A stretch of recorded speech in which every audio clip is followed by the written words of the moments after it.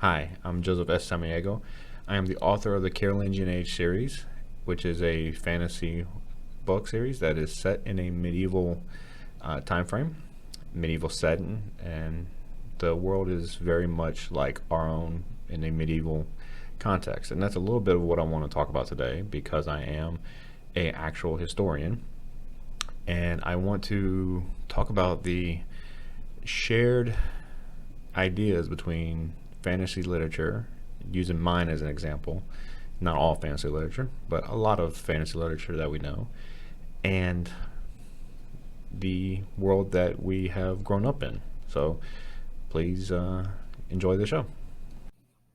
There's a lot of elements in fantasy literature that you see, even in Lord of the Rings, Elder Scrolls. You see their clothing, their armor, the different lives that they live, how they society basically, how it's set up. Very, it can be agricultural or it could be with some industry, depending on what it is.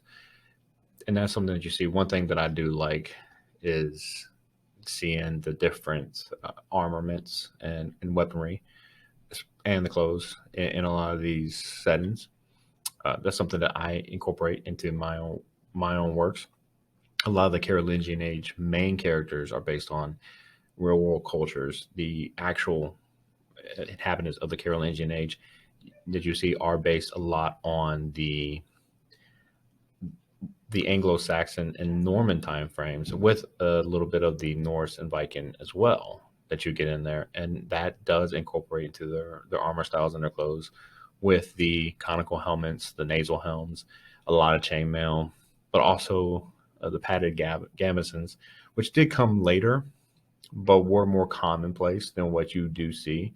Because a lot of what you see, especially in games like Elder Scrolls, is the plate or is the kind of more fanciful ideas. Now there are a lot of mods that I like to use that incorporate chainmail or other style mails, and The Witcher has things like that as well, where you have more chain, and you even see that in Lord of the Rings as well. So again, you look at Aragorn and his armor. There is chainmail with it. There's plate and the different elements of the even in the armor of the Riders of Rohan. Um, they have that as well. So it is good to see that sort of implemented into the fantasy world. Now, this is obviously Peter Jackson's version, so maybe um, that's part of the reason it's for the visual, but it's good to see the visuals there as well. We like that. Now, one of the things I do want to discuss to some extent is the uh, settings. One thing that I do like, and I talked a little bit about armor, very little bit, and clothing, and I can go back and talk about that later some other time. One of the things that I am very passionate about is maps.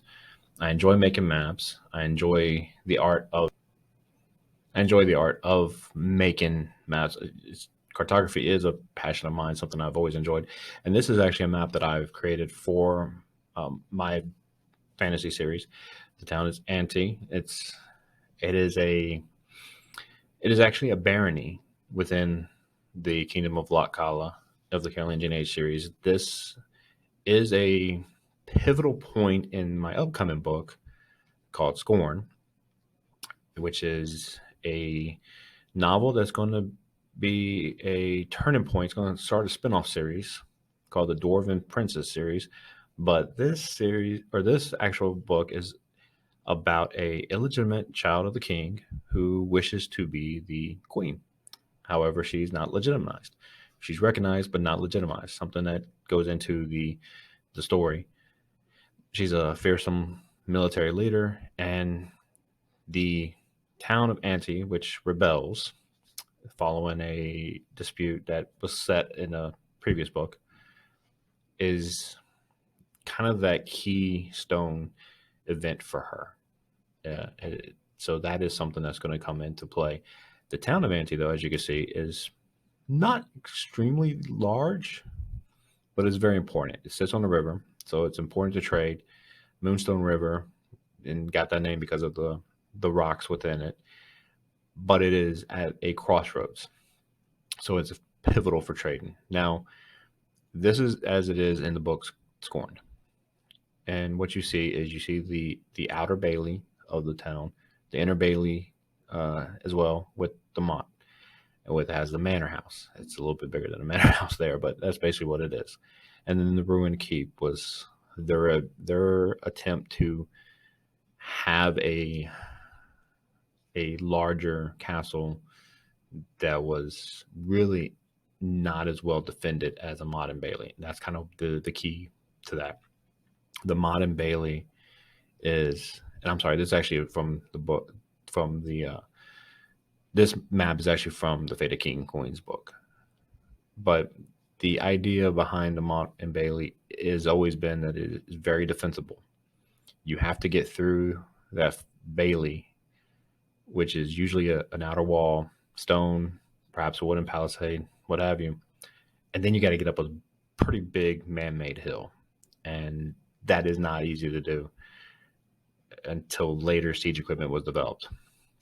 But the other thing about a lot of the modern Bailey style houses or homes and castles was that life within was very important. You usually had your forge, your marketplace, stables, homes for your army, and it was on the outskirts that you had more of the farming. So that's what you see here, and that's what I've tried to keep in this books is something very very reminiscent of what a medieval life would have been, especially in the Norman and Anglo-Saxon England and France, what they would have seen. Like I said, you see a lot of this and others. Whiterun has a very similar style to this, to the Mott and Bailey with Elder Scrolls Skyrim. You see it in you can develop it in your Age of Empires game. You see it. There's game Stronghold. You even see this in Lord of the Rings when they go to Rohan, and there it is. There's Theoden King's home is like that, and I always actually look at it and say, "Hey, that looks like Whiterun," or actually, Whiterun looks like that. And so there you go. So it is very common to see that, and it was very defensible. That's one reason why they kept it around for so long. So another thing that I want to talk about that I really enjoy doing is heraldry, and uh, we have a couple different names for that are somewhat incorrect. Sigils, crests, coat of arms, those are all different, but they've kind of come to mean the same thing in the fantasy world, and it's kind of a sticking point for some historians. For me, not as much. And I do actually have a master's degree in history. So if anyone does really want to talk about history, I'm open to very fun civil conversations. Uh, I'm pretty laid back when it comes to that, and I'm open to being wrong. But one of the things I have noticed within the heraldry community is that there is a lot of interchangeable um, discussions with those words being interchangeable, and they're not really. But if we're all laid back about it, it's not going to be too bad. But heraldry is something that I've always loved, and it's something I've always been interested in. The designs, Game of Thrones really kind of pushed it in the forefront, but we have records of that from history, from Middle Ages, as you can see here. These are actual real world examples of heraldry and the list that they came on. So one of the things that was very common with heraldry is the rules of making them. You couldn't put certain materials together. You couldn't put certain colors together, certain images or the crest, and they had to be based on your station in life and your society. But the other thing was that it was usually a master of the coat of arms, of someone who kind of kept the records, like you see here, and not only that was kind of in charge of administering who was assigned. Obviously, the king or queen, the monarch would assign them, but there was a person who was kind of the administrator of that, and that was what they did. So that was a little bit of the heraldry, but let's go into the fantasy heraldry real quick. So Renaissance fairs and the different groups that do the live action role playing, or the that they have their I guess it's not really fantasy based role playing, but they'd still do their different role playing which is really cool. I'd like to maybe get involved in one of those. They incorporate a lot of heraldry into their works. There you see the coat of arms, and you'll see the people wearing the surcoats or the talbards with their symbols, their heraldry, whether it's the family or their personal or their their order, their society. You see that a lot. And one of the games that you see, and I've included an example here that's come out in recent years that has it. Like I said, Game of Thrones does, but another one that's been huge on that is Mount and Blade, and they actually finally released Bannerlord. So I know everybody was waiting for that, but they include a lot of heraldry in theirs as well. And what's really cool is that they don't really focus so much on the rules of heraldry as they do on the symbols of it, and it lets you kind of custom your own, which is really cool. I enjoy doing that. But when you see the heraldry, the idea was that this was to kind of not only give you a sense of pride in your own family or your own history, because a lot of the heraldry would tell a story, and to some degree, but it also gave you a sense of, while you're on the battlefield, who's your side. All the armor looks alike, especially when it gets muddy. But then the other aspect was, when you went to a town, is this your family town? Is this a vassal of your lord? Is this one of your vassals, which you should know if you're going to that town? But is this a vassal of your lord, just like you are? Is this banner friendly to you or to your lord? And so it did give a lot of help, and that's what you see. And I'm about to show some of my heraldry that I have for my. Now, these are the different symbols of some of the families within the books that I have.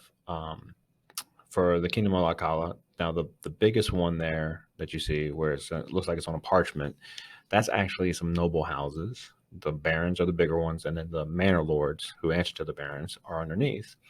And then the ones spread out are just a few, a couple of the ones I like the most, of the gentry lords. And these are the landed men who are kind of above knights, but they have their own lands as well. And that is a very important incorporation within this world, because what I was trying to accomplish here was give a feudal system of the fiefdoms, which we saw very prominently in the Norman world, a little bit in the Anglo-Saxon as well, but it really became bigger in the Norman world.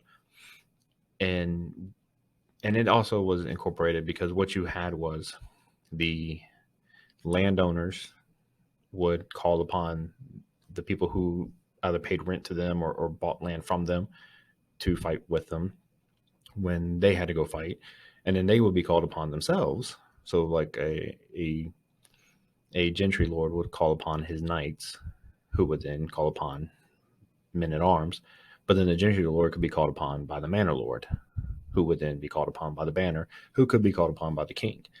Of course, they could also fight each other. That's also common.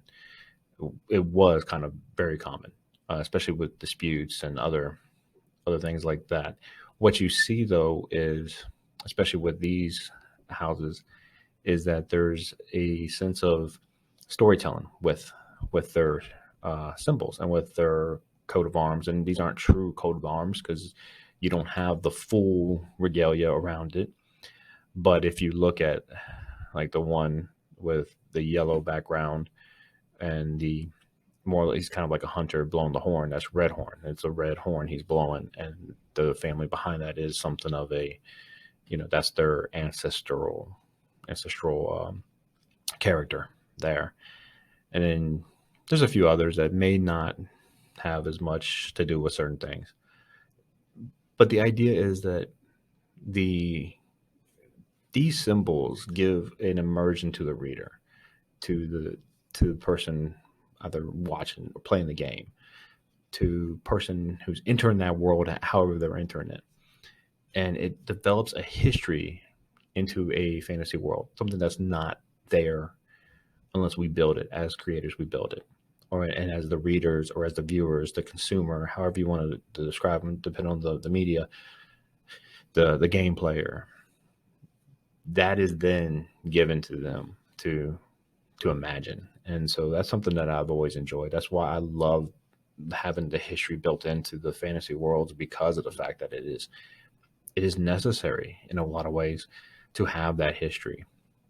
and to have it as part of that world. Um, so that's just my little take right now. This has been just a short video, but what we will kind of I would like to do in the future is talk more about the worlds and the history. Like I said, the world of the Carolingian Age, at least in the Kingdom of Lockhala, is based a lot on the Norse descent of Norman into Anglo-Saxon. There's two cultures at the very beginning in the Thomas Standistone's book. You had the Gotha and the Yindis, and those were, and they are incorporated into their sigils, which in their coat of arms and heraldry, sorry, that I can go into later. But one of the things is that this is a very common world of conquest. So the Gotha modeled in a lot of ways after the Norse and Norman conquered the Indies, which was modeled a lot after Anglo-Saxon. And then they didn't overrun them, but they melded with them into a new culture. And so that's what you get. But then there's other cultures around that I'd like to go into. But I hope you enjoyed this one.